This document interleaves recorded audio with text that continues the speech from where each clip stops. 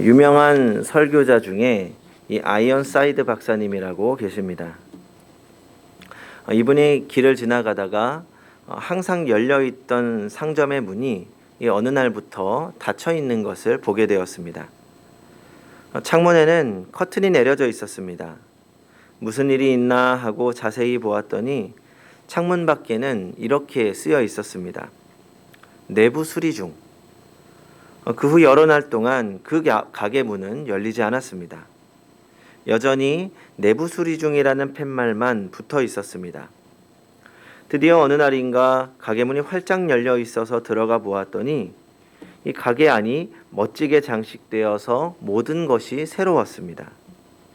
들어가는 손님들마다 아주 기분 좋게 물건을 사들고 나오는 모습을 보았습니다. 그것을 본 아이언사이드 박사가 깨달았다고 합니다.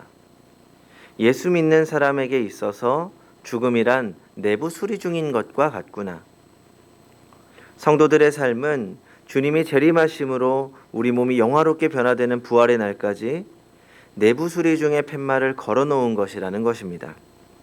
그러므로 부활을 믿는 사람들은 더 좋아질 것이라는 희망을 가져야 합니다. 이 희망만 있다면 어떤 난관도 극복할 수 있습니다. 그러나 절망은 삶을 포기하게 만들어버립니다. 절망은 산 사람도 죽음으로 재촉하며 무기력하게 만듭니다. 예수님께서 십자가 위에 달려 돌아가셨을 때 절망한 사람들이 있었습니다. 바로 예수님의 제자들입니다. 그들은 자신들의 생애를 예수님께 맡기면 출세할 것이라고 생각했는데 모든 희망이 산산조각 부서져 버렸습니다. 그렇게 믿었던 예수님께서 십자가 위에서 무기력하게 돌아가셨기 때문입니다. 결국 그들은 슬픔과 함께 깊은 절망 속에 빠졌습니다. 삶의 의욕도 잃어버렸습니다. 그래서 본문에 나오는 두 제자 역시 예루살렘을 떠나 엠마오로 내려가고 있었습니다. 더 이상 예수를 찾을 이유가 없어 예루살렘에 머물 까닭이 없었기 때문입니다. 그들은 예수를 포기해버린 사람들이었습니다. 그런데 부활하신 주님이 그들을 찾아가셨고 그들을 만나주셨습니다. 바로 이것이 은혜입니다. 이번 부활절에 우리의 삶의 여정 속에서 부활의 주님을 만나는 은혜를 체험하시기 바랍니다. 그리하여 엠마오로 가던 두 제자가 부활의 주님을 만남으로 변화된 것처럼 변화되시기 바랍니다. 부활하신 주님을 만나면 누구나 변합니다. 부활하신 주님을 만나면 어떤 변화가 일어나는지 함께 생각해 보려고 합니다. 첫째로 마음이 변화됩니다. 예수님은 완전히 절망하고 시리에 빠져 엠마오로 가는 두 제자에게 나타나셨습니다. 그리고 그들에게 부활의 소식을 말씀하십니다. 그러자 그들의 식어버린 마음이 움직였습니다. 심령이 요동치기 시작했습니다. 32절을 보겠습니다. 그들이 서로 말하되 길에서 우리에게 말씀하시고 우리에게 성경을 풀어주실 때 우리 속에서 마음이 뜨겁지 아니하더냐 하고, 부활하신 예수님께서 말씀하실 때 두 제자의 마음이 뜨거워졌다고 서로 고백합니다. 부활의 주님이 식어버린 열정을 다시 회복시켜 주신 것입니다. 얼음처럼 차가워진 그들의 마음이 뜨거워졌습니다.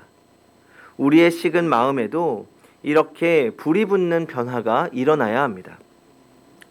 제가 고등학교 시절에 성화회라고 하는 기독교 동아리를 활동했습니다.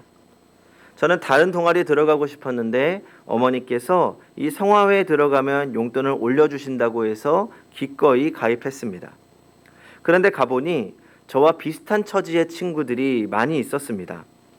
모태신앙으로 어릴 적부터 신앙생활을 했지만 특별히 열심은 아닌 친구들이었습니다. 저처럼 자녀가 신앙생활을 잘 했으면 하는 바람으로 어머니의 권유로 들어오게 된 것이지요. 그런 친구들은 동아리 활동도 미적지근했습니다. 이 학교 정규 동아리 활동 시간을 제외하고는 별로 참여하지도 않았습니다. 그 중에 한 친구는 특별히 이성적인 친구였습니다. 굉장히 책도 많이 읽고 그런 친구였는데 항상 동아리 모임을 하면 뜬금없는 질문을 하곤 했습니다. 예수님은 어릴 적에 어떻게 지내셨냐? 선배는 예수님을 만났냐? 어떻게 예수님을 만났냐고 확신하냐? 어떻게 성경을 믿을 수 있나? 그 외에도 항상 시크했던 친구입니다. 그러다가 적응하지 못하고 결국은 동아리 활동을 그만두게 되었습니다. 그런데 몇 년 전 고등학교 동창의 결혼식에서 우연히 만났습니다. 처음에는 서로 알아보지 못했는데 이야기를 하다 보니 기억이 나는 거죠. 그래서 지금 뭐 하고 지내느냐 해서 지금은 목사야 라고 이야기를 했습니다. 그랬더니 그 친구도 깜짝 놀라면서 자기도 지금 신학대학원에 다니고 있다는 겁니다. 그리고 신나게 이야기하더라고요. 너는 언제 예수님을 만났냐? 언제 신학하기로 결심했냐? 그러면서 이번에는 자기 간증을 시작하는 겁니다. 나는 언제 예수님을 만났다. 어쩌다가 신학교에 가게 되었다. 그리고 자기는 요즘 어떤 사역을 하는데 너무너무 재밌다. 그렇게 이야기를 하는 겁니다. 제 기억에는 굉장히 조용하고 또 낯을 가리기도 하고 약간은 차가운 친구였는데 굉장히 흥분하면서 이야기를 하는 겁니다. 열정이 넘쳐 보였습니다. 그 친구를 보면서 역시 사람이 예수를 만나면 변하는구나 생각했습니다. 성도 여러분, 예수님을 만나면 우리 마음에 불이 붙습니다. 수동적인 사람이 능동적이 되고 차가웠던 사람도 뜨거워집니다. 그 불은 주님께서 붙여주시는 불입니다. 부활하신 주님께서 미지근한 신앙을 경계하시고 권고하십니다. 요한계시록을 보면 주님은 라오디게아 교회를 향하여서 차든지 덥든지 하라고 말씀하십니다. 주님은 우리의 미지근한 상태를 싫어하십니다. 오늘 예수 그리스도의 부활의 소식을 듣고 마음이 뜨거워진 제자들처럼 우리도 뜨거워져야 합니다.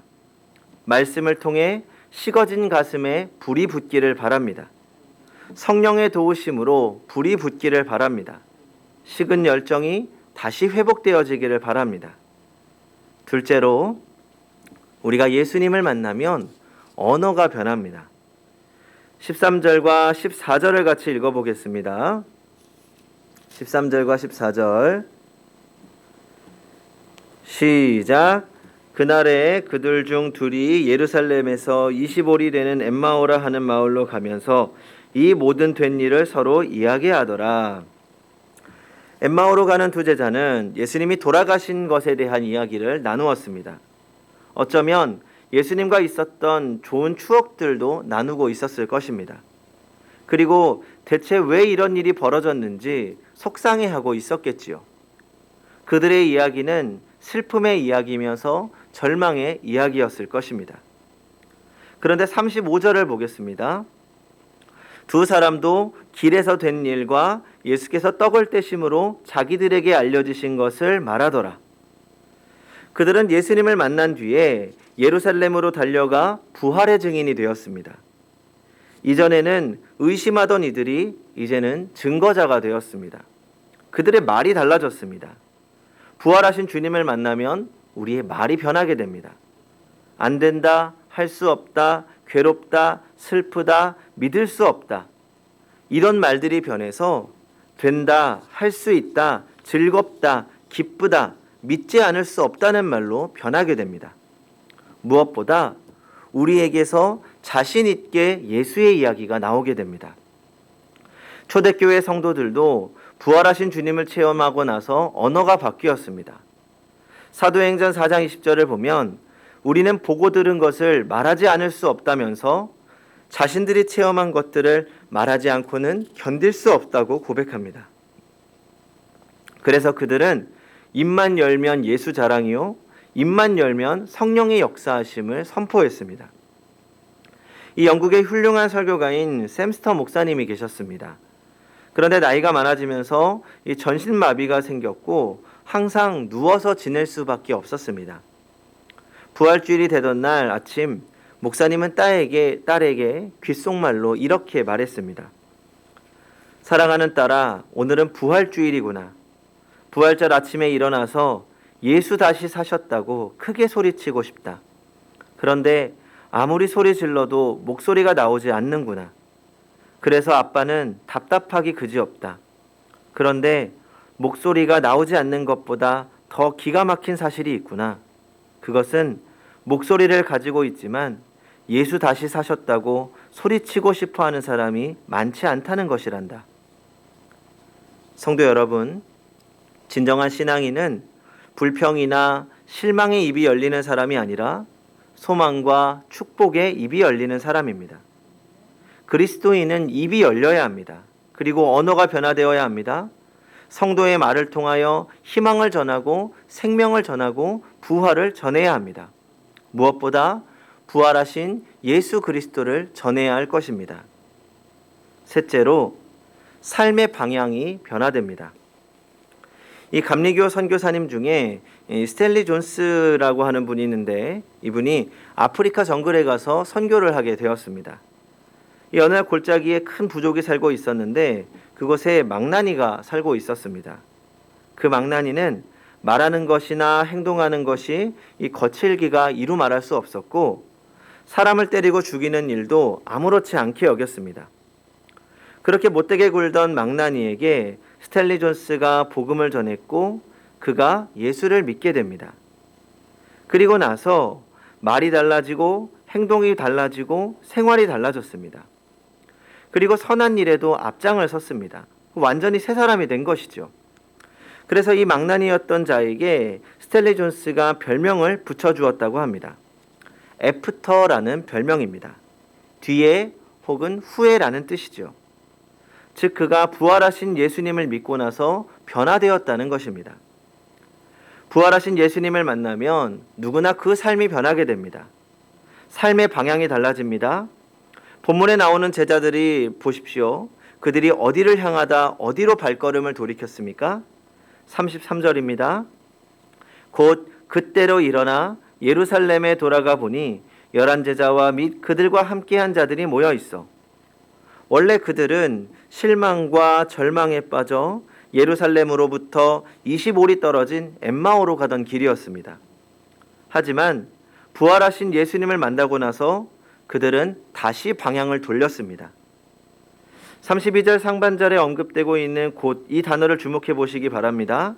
그들은 부활하신 예수님을 만난 후에 주저할 것도 없이 곧바로 예루살렘으로 발걸음을 돌렸습니다. 날이 새기를 기다리지 않고 즉시 밤중에 예루살렘으로 돌아가 11사도들과 다른 제자들에게 외쳤습니다. 그들은 부활의 주님을 만나고 달라진 것입니다. 인생의 방향이 바뀌었습니다. 인생의 목적이 바뀌었습니다. 이처럼 부활하신 예수님을 만나면 누구나 인생이 달라집니다. 예수님을 만나면 생명의 길, 영생의 길을 가게 됩니다.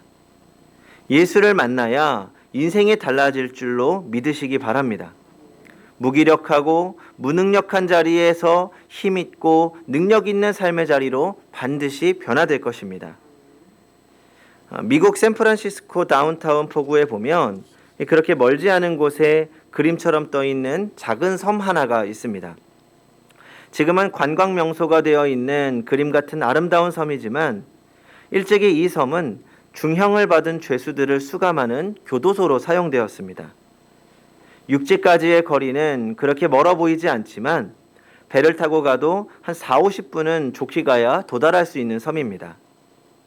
그렇게 멀어 보이지 않기 때문에 많은 죄수들이 감시의 눈을 피해 교도소를 탈출하려고 이 바다에 뛰어듭니다. 그렇게 도망치려고 하지만 구비도는 급류 때문에 단 한 명도 탈출하지 못했습니다. 해변가와 교도소 문에 이렇게 쓰여 있습니다. 당신이 이 섬에서 나갈 수 있는 길은 없다. 그러나 오직 한 길이 있는데 그것은 오직 당신 자신이 변화되는 길뿐이다. 성도 여러분, 부활의 주님을 꼭 만나시기 바랍니다. 그리하여 엠마오로 가던 두 제자처럼 식어진 가슴에 뜨거운 성령의 불이 붙기를 소망합니다. 식어진 열정이 회복되기를 바랍니다. 더 이상 무기력한 자리에 있지 아니하고 능력 있는 삶을 사시기 바랍니다. 그리고 가는 곳마다 예수를 전하며 부활의 증인으로 살아가는 성도님들이 되시기 바랍니다. 기도하겠습니다.